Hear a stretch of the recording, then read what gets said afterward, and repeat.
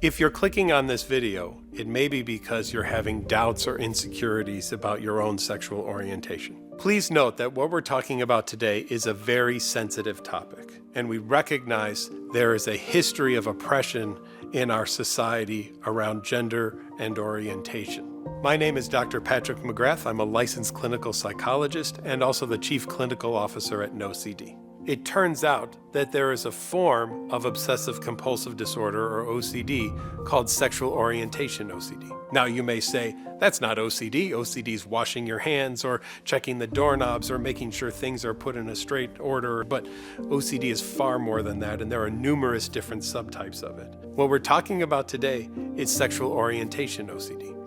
And its main theme is, what if I suddenly become something that I don't identify as?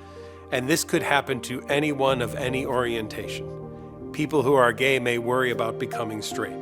People who are straight may worry, what if I were to be bisexual? And suddenly there's some kind of intrusive thought that leads you down a path of doubt. People who will say, I've lived my life in this orientation for this many years, and suddenly this thought popped into my head of, what if I'm not that anymore? And it's led to seeking reassurance and doing all sorts of other safety behaviors like distraction or avoidance of certain things.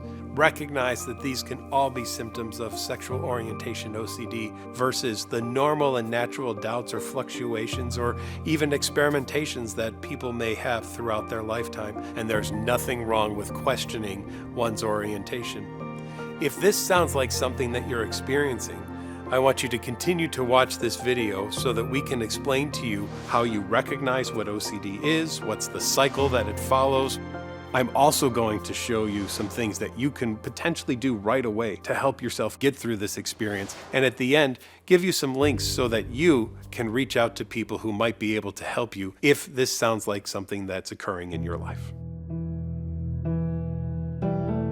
The OCD cycle could look like this. You're a gay man in a loving marriage with your husband. You're walking down the street to work, and a woman walks past you, and you think to yourself, she's attractive.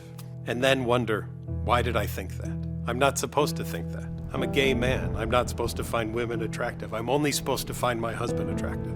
That could become an obsession, an intrusive thought or image or urge. So you go up to work, and a few hours into work, that thought pops back into your head. Why did I find her attractive?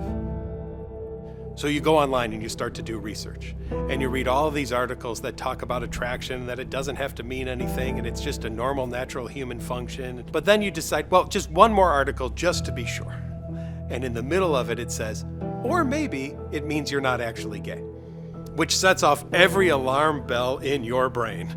Then there would be compulsions that would be done. So now you do more and more research and you lose the day at work. And then when you get home, all you do is ask your partner, do we love each other? Are we the right people for each other? You're my husband. And they say to you, it's okay, we love each other, it's fine. But nothing that they give you is enough. OCD is the doubting disorder. So though it's demanding answers constantly, it's also doubting all of them as well too, which means you'll never give it exactly what it wants, and you'll be stuck in its cycle over and over again. You see, there's some lies that OCD uses, and one of them is around this idea that we call thought-action fusion. A thought is as bad as an action. Thinking something is as bad as doing something. OCD wants to say to you, the fact that you thought someone was attractive, you know what that means? You're not gay anymore. That's actually a lie. Don't fall for the tricks that OCD tries to pull. In sexual orientation OCD, the type of treatment that we do is something we call exposure and response prevention therapy, or ERP.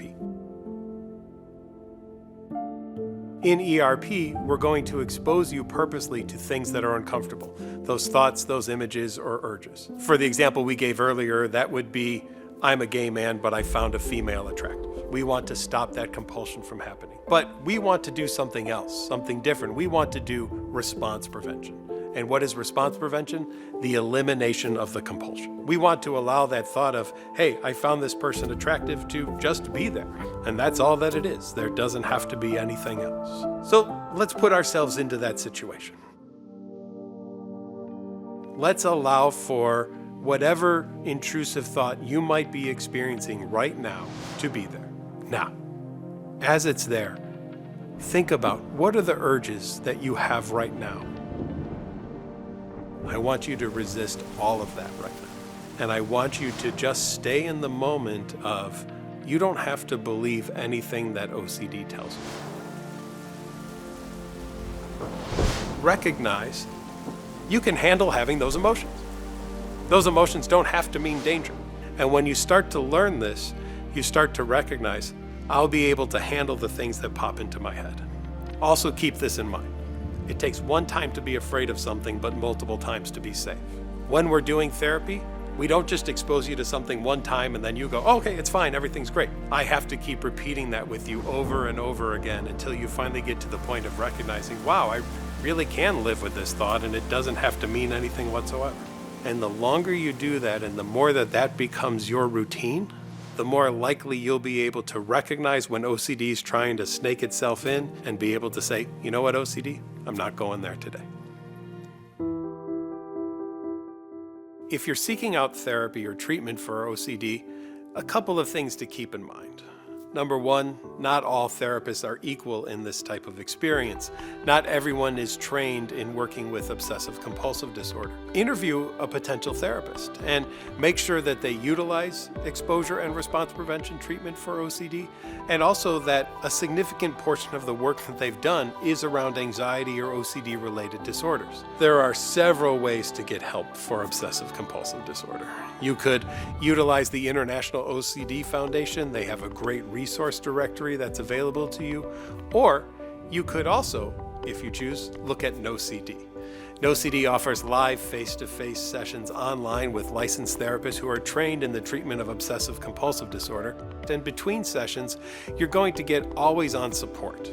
You can message your therapist, you can participate in peer-led support groups, and at any time use the NOCD platform to really get self-help functionality for the support that you need.